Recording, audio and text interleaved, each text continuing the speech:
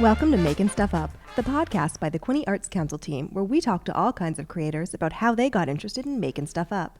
You're here with your hosts, Janet, Heather, and Cody.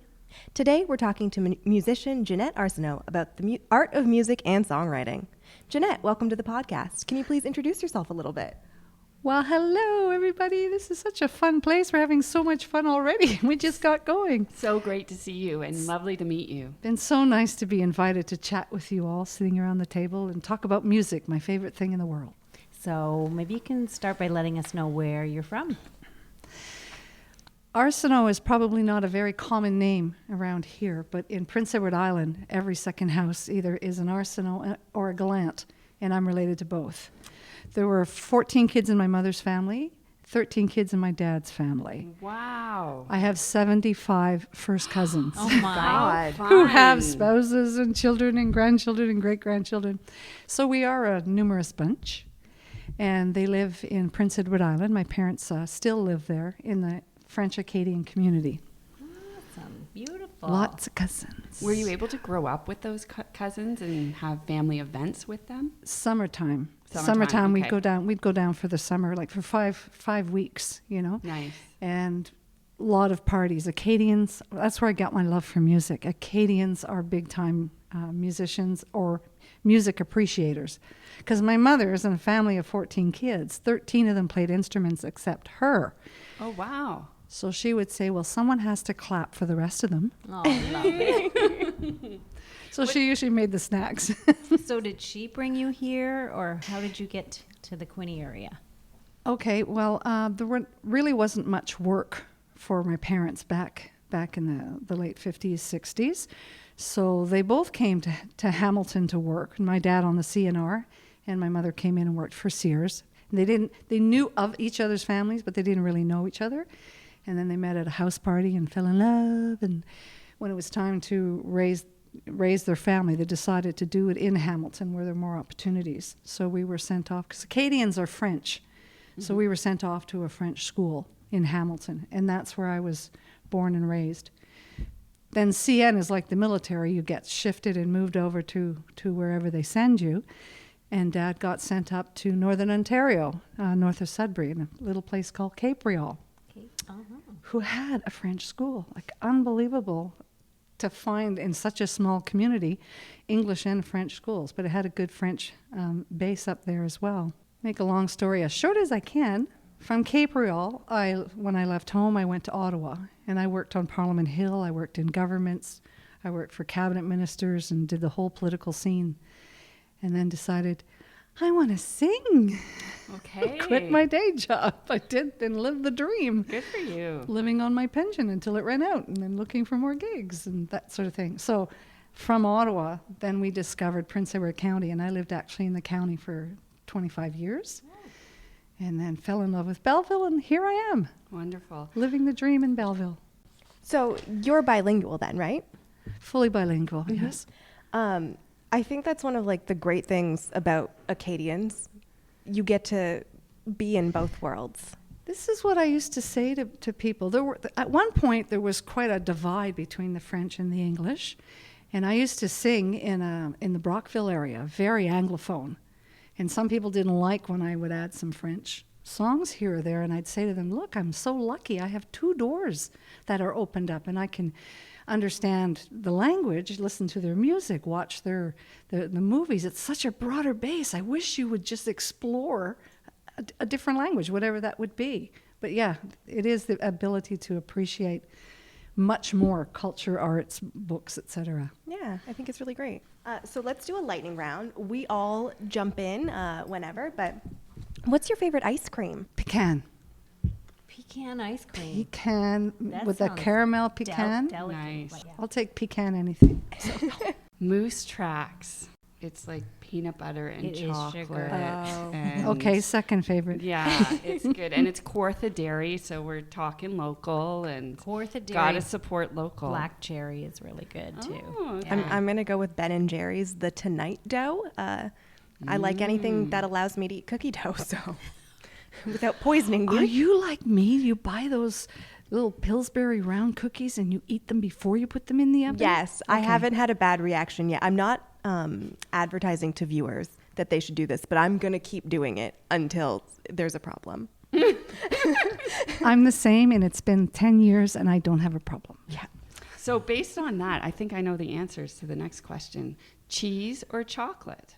Chocolate. Me Oh, too, please. definitely chocolate. Cheese. Dark chocolate.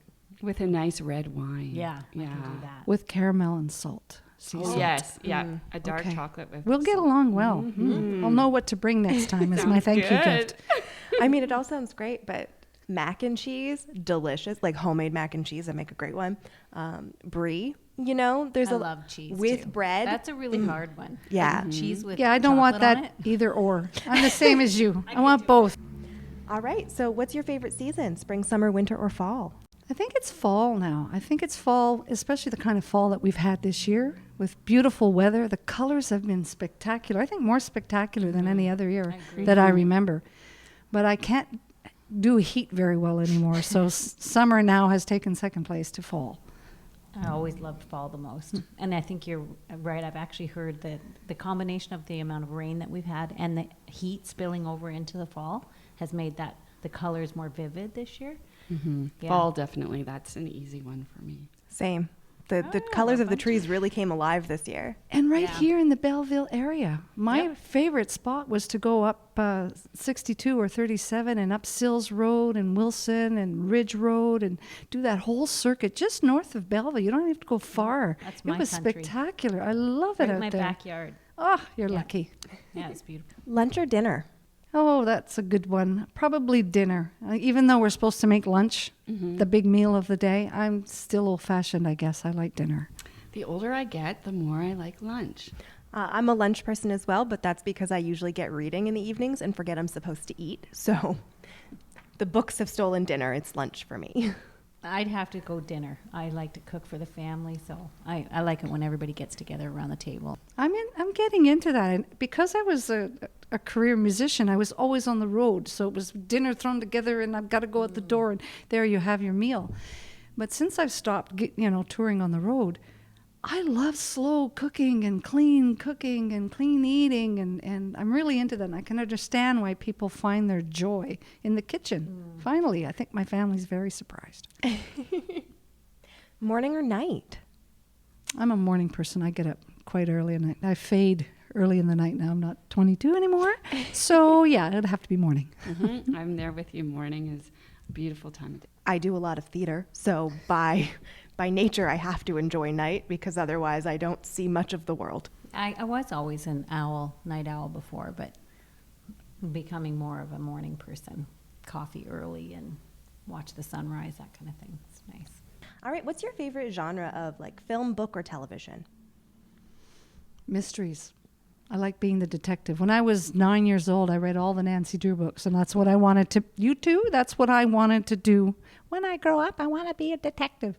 And I haven't lost that passion for mystery and detective. Being the detective, a good writer who drops just enough hints, but not enough for you to figure it out until the very end. Then I'm satisfied.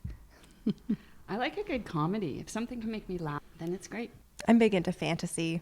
I don't need to know more about the real world. I want a fantasy world where there's like monsters. I can handle that. I like biographies. I like all those genres too, actually. I mean, yeah. you can read. I could read anything, but I like people. I'm interested in people, so. I became a big Louise Penny fan. I don't know if you know her writing. She's a mystery writer and crime and detectives and all that sort of stuff. And it's based in Quebec. Cool. So nice. Good. all the scenery, all the settings are it's just, if you have not read a Louise Penny, please have a look. If you love reading. I love books that are set in Canada in Me places that too. we can go instead of like generic American towns. I want something that I can visualize. Absolutely. Well, this is like the northern towns of Quebec with the winding roads and lots of snow. So have you spent a lot of time in Quebec? Mostly just actually going through Quebec on the way to Prince Edward Island, of course. But I have a brother in Quebec City, and I have my two nieces are now studying Quebec City. If you've never been to Quebec City, you need to go. It's a magic land there. It It's is. like mini Europe right here in Canada. It's beautiful. It's got good history.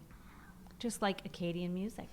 They're related in a Okay, sense, tell because us. a lot of the Acadians were the first European settlers in North America in 1604. And then they migrated throughout the Maritimes, and they also migrated to Quebec. So there are Acadians in Quebec as well. And then the Quebec, where they came from in the region in French, that was 1608, and then settled there. So there are relations or similarities between both cultures, but they're very separate cultures in their language, in their traditions. They're just different regions of France. And now, let's take a minute to thank one of the sponsors who made today's show possible, the John M. and Bernice Parrott Foundation. The Foundation are huge supporters of charitable organizations in the Quinte region, including the Quinte Arts Council. The John M. Parrott Foundation was established in 1977 by the Parrotts in order to make the community a better place to live and work. They have helped countless organizations succeed locally with their donations. It is because of the John M. and Bernice Parrott Foundation that we are able to serve from Bancroft in the north to southern Prince Edward County, east to Napanee, and west to Bancroft, and are able to include all artists and member groups in all artistic and cultural disciplines, including performing, visual, literary, film, and heritage. Thank you to the John M. and Bernice Parrott Foundation for all that you do for the arts in Quinte. Recently, in the last couple of years, the Acadian heritage has really made a resurgence, don't you? Do you think? People are really at least hearing the word Acadian. For so long, it was like, I'm an Acadian, you're a what? You know, they didn't know what Acadians were. And I actually had a show at one time called I'm an Acadian Canadian, eh? Oh, I love it. And I did a one and a half hour show of French traditional Acadian songs that I wrote, some in English. I do step dancing, I play the spoons, I hire fiddle players, and it's just like a big kitchen party on stage. And you're right, more people at least have heard who Acadians are. And if I can just add in one more thing to that, I've been invited by the Canada Project, and they teach history through the arts. And it's Eva Massey. I don't know if you heard of her with Young Imaginations over in the county. Mm-hmm. So she teaches history about the Inuit, about Indigenous, and about Métis, and she has an Acadian component. So I did my first presentation to students between 7 and 10 years old, explaining the culture, and they've really never seen anyone play the spoons, and it was so popular that they asked for an encore. Wonderful. You'll have to give them lessons the next time you go I'd love to do that. Yeah. So yeah, the Acadians are becoming more well known now throughout more of the country. We've been pretty much a quiet people, just going about our business in the Maritimes. The French know about the Acadians, but I found the English community didn't so much, which is why I produced that show and did it all throughout Ontario. There really has been a bit of an uptake on like Acadian music and everything. The CBC just published an article about the Acadian music explosion. How does it feel really to be part of that? Joyous that other people can see the joyous music that Acadians produce. It's usually fiddle-based and step dancing and percussion-based, and some of our Acadian ambassadors, like there was a group called Vishten, traveled the world and became really well known for their Acadian music and helping raise awareness of who we are and what our culture is. But I do have to say I have an aunt who was my mother's sister, and sadly she passed away several years ago.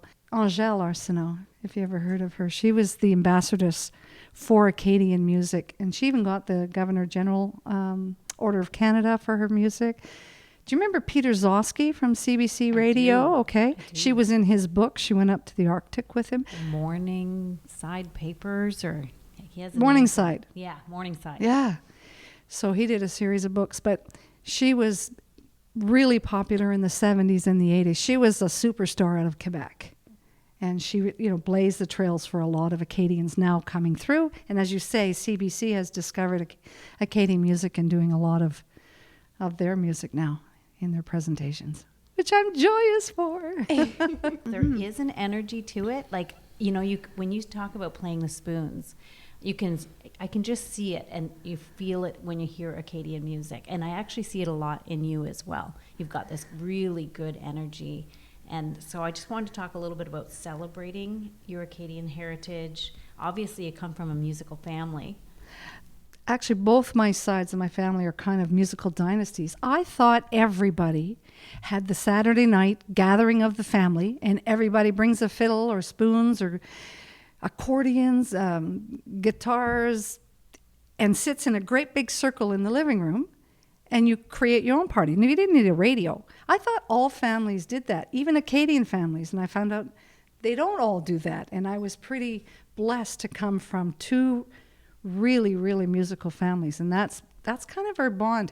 This was part of my Acadian show that I want to explain to people. Germans come from Germany, Italians have Italy. Acadians don't have an Acadia, right? There's no land for Acadia. I don't know how deep you want to go into the history of what happened to the Acadians back in the 1700s. We are united by our culture and our history, and I have to say our music. Acadians will listen to the same fiddle tune 15 times a night, played each a little different spin by a different fiddle player, you know, and they support each other, and children are revered. And if the family is sitting around in a great big circle in the living room, this is what happened to me, and I was so shy. Of course, I never wanted to go in the middle and do a little dance. We all were nudged to the middle, and we danced or played the spoons or sang a little song. So it's passed down from generation to generation. So it connects you. Mm-hmm. Connects you to Absolutely, your to our roots. And we are... Acadianness. My Acadianness, yeah. We have a World Acadian Congress every 5 years, and Acadians come from around the world to the Maritimes.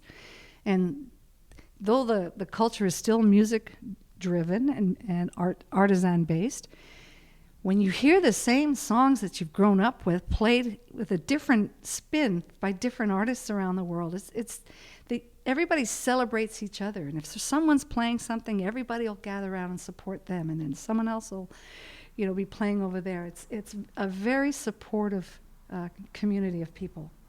But as I said, we don't have a land, but we're strongly bonded by our culture, our history, and our music. Are there ways over the years that you have been able to bring Acadian music into the school systems, even locally here within Quinte? Can you share your views on music education and how Acadian music can be shared with our students? Well, I'm glad you asked that, because thanks to the Quinte Arts Council, I did exactly that. Wonderful. We did. I've been invited with this Canada project to bring Acadian music as a component to learning history through the arts. And it was actually Quinte Arts Council who has funding to send artists into the schools that I was able to go into the schools with my spoons and my little bit of step dancing. And I'm a very interactive performer with children. I don't want them just sitting there watching a show. So they're always either learning a step, learning the spoons, or participating in a square dance, because Canadians did a lot of square dancing too. And I'm hoping that this project, now that it's taking off again, because it went dormant during COVID and all that kind of stuff, that I will be doing more Acadian presentations in the area. Wonderful. Tell us a little bit more about the project. Well, it's called the Canada Project by Young Imaginations, and that's the one I said was bringing teaching history through the arts. And she has various components. She has music, drama, and visual arts. And so my little component is my contribution to that big production that she's doing in the schools. So it's going to start up again. We did our first presentation at the Quinte West Library a couple of weeks ago, and it went over quite well. So we will be looking for more opportunities in the Quinte area. Wonderful. I think arts integration is so important in education right now. How we can bring artists into the classroom and help teach the academics through the lens of the arts, and we can do that historically with Acadian music for sure. Absolutely, and at some point I'll send a link to you if you like about Young Imaginations and what they've been doing through the area for a while now. I have to be nosy and ask you a little bit. I'm going to change the subject a little and ask you about your time with the Arts Council, the Quinte Arts Council. I know you were on the board of directors. That's right. I was a member for, I think, 2 cycles maybe back in the day. It was back in the 90s, I guess. So I know how dedicated and passionate you all are to keep the arts alive in the area, like I was as well. We had a good board. We had a lot of dedicated people to what you have to do is the fundraising and keep the interest going and promote the arts in the area. So I do have a little bit of an idea of what your day is like, or what it's been like to be part of this fabulous organization. If you want me to be your cheerleader, I'll be your cheerleader, because I appreciate how well you keep the arts alive and vibrant in our community, because I agree with you. It is important, especially for our kids. Well, we want to be your cheerleader as well, because we love seeing the projects that you do and how you bring the community together, whether you're bringing community musicians together for larger projects. I know in 2005 you had this great project in the county, the benefit concert. Can you tell us about some of those collaborative projects that you've done? You're taking me to my happy place. Oh, good. That's why we're here. Happier than she normally is? Yeah, You always just watch me. Okay. I'm levitating now. No, I love coordinating big shows. I call them, with a lot of musicians. And that one, I think we had about 40 musicians. My biggest fundraiser that we did, benefit concert, was for World AIDS Day, and I had 100 musicians participating, and I wanted 12 drummers drumming, and I got my 12 drummers drumming, and we got to do it because it was around Christmas time. But I also did one at the Eastminster United Church, Quinte Unites, for the Philippines when they had their great disaster. And again, musicians came together from the Quinte area, and we put on, I think we raised $25,000. So I'm always willing and ready to help coordinate musicians for any kind of fundraisers and any kind of benefit concerts. And the beauty of Quinte area musicians is you call them and they come. Mm-hmm. And not only that, people come to listen. Mm-hmm. So there's a really a willing community to support each other and support a cause. And your work is wider and even bigger than what we do here in Quinte.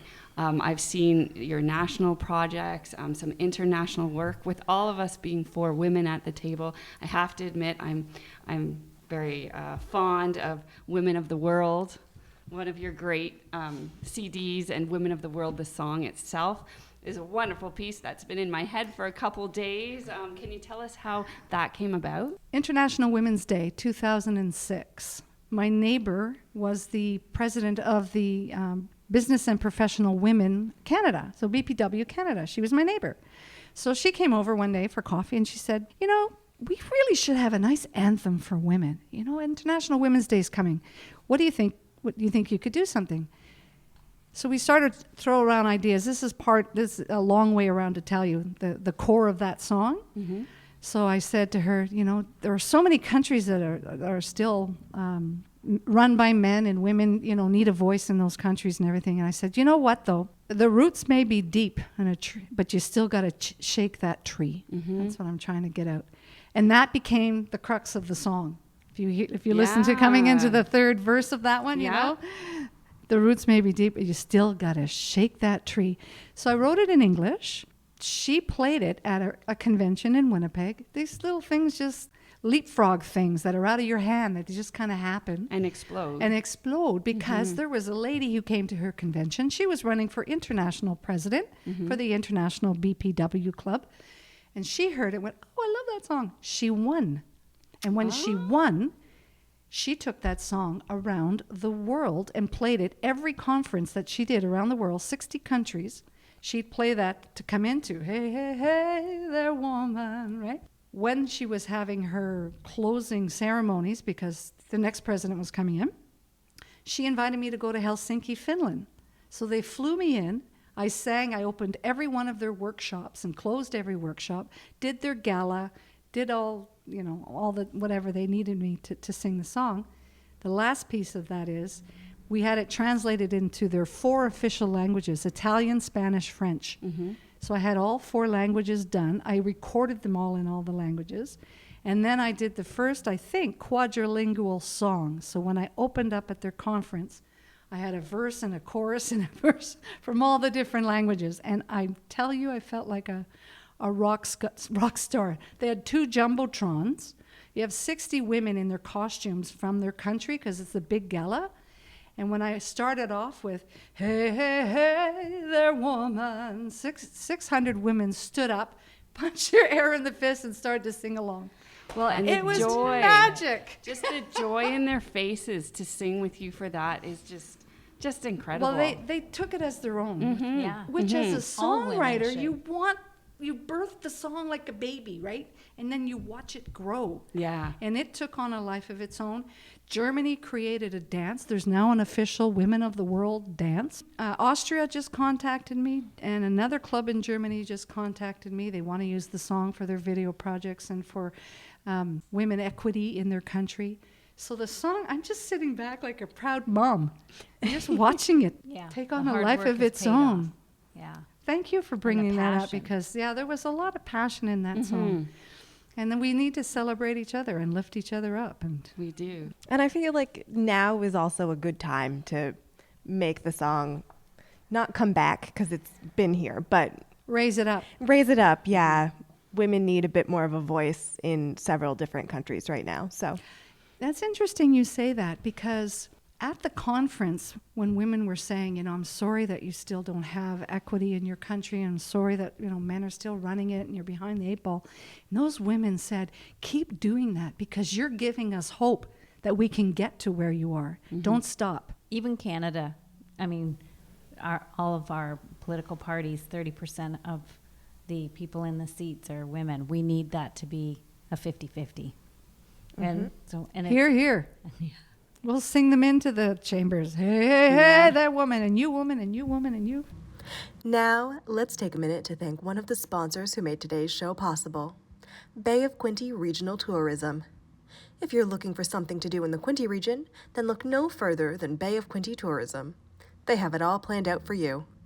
Grab a copy of the 8th edition of the Bay of Quinte Discovery Guide to start planning your next adventure in the Quinte region. Is there something you do today that you wished you had known to do years ago? To be honest with you, and this is for all the young listeners out there in podcast land, when your mother or your teacher tell you to do your scales when you're learning music, do them. I wish I had done because I had so much music in me. I could hear a song, go and play it. But if I wanted to figure out a song, it probably took me 2 or 3 times longer than someone who had the bass for it. So if there was any music advice that I'd give to the younger generation, do the work. Yeah, Get it out of the way. Get that training. Get the muscle memory in your fingers because it's all part of that. That is something that I wish I had pursued, but I just wanted to skip ahead. Well, who wants to do scales? I want to play that new song on the radio. So. Well, you have such a beautiful instrument, such a beautiful voice, and the melodies you write are just stunning. Do you play other instruments? The spoons? Yes. Yeah. Oh, sorry. I should have said. Besides Along with the spoons, are you a guitarist? Do you play a little bit keyboards? It's funny. Or? Guitar is the only thing I studied formally. Okay. I did study guitar. Piano, keyboard is my passion, is my love. I was one of those kids. I could not walk by a piano. I didn't care what shop it was, whose house it was. It was my magnet. I just go over. And I do play one song on the harmonica. Oh, okay. Everybody's got to have Good. one. What key is your harmonica? It's a D. Oh, good. You know for the difference? Yeah, okay. I do. Oh, good. I'll tell you, I'll tell you this little story about the harmonica. I was the Via Rail artist on board. So I traveled from Toronto to Vancouver, 3.5 days. I did 3 45-minute shows per day on a moving train with my piano, my big keyboard that I had to haul up and down the aisles. My arm, I think I tore a ligament in my arm. And that was my harmonica story. I wish I had learned more songs on the harmonica. Okay. And just walk around and take that out of my pocket and play. That's great. I read somewhere that one of your first memories of music was an accordion player came to the house and tried to sell your family an accordion. I think you were about 6 at the time. 5 or 6 years old. So after reading that, I thought, I have to ask her, has she played the accordion since? I cannot. People can't chew gum and pat their head at the same time. I cannot pull that accordion thing and get my hand working at the same time. Yeah. So that was not for me. Okay. So I begged my mom for a piano for years and years and years. Finally, they found an old upright for $75. And we were a family of 5 kids. I want to be at the piano all the time. I would put a chair beside my piano for my mom to come and sit and listen to what I was learning. Aw. And she's trying to, get the boys ready, get supper ready, get the laundry ready. But Mom, can't you just sit here and listen? I'm This is listening my from thing. here. Yeah. I'm making a pie. I'll listen while I'm making my pie, darling. Aw. As I've been watching your career, you a musician for so long, and then you really started to get passionate about giving back, about supporting other musicians. You started Jams Canada. What is it? Why do you feel so passionate about giving back? That kind of relates to another question that you touches on what you asked me about what do I know now versus what I knew back then. When I was wanting to be a musician, when I was having all the passion, it's not like when you want to become a doctor. These are the steps, and you go to the school, and this is what you do, or whatever other profession. It's like fly by the seat of your pants, learn as you go. I wish I had mentors. My Aunt Angèle was a mentor, but she was busy being a superstar. She couldn't, mentor daily or whatever. And that's what I decided that I'd like to offer to other musicians, young up-and-coming musicians or established musicians who want to just brainstorm and up their game or whatever.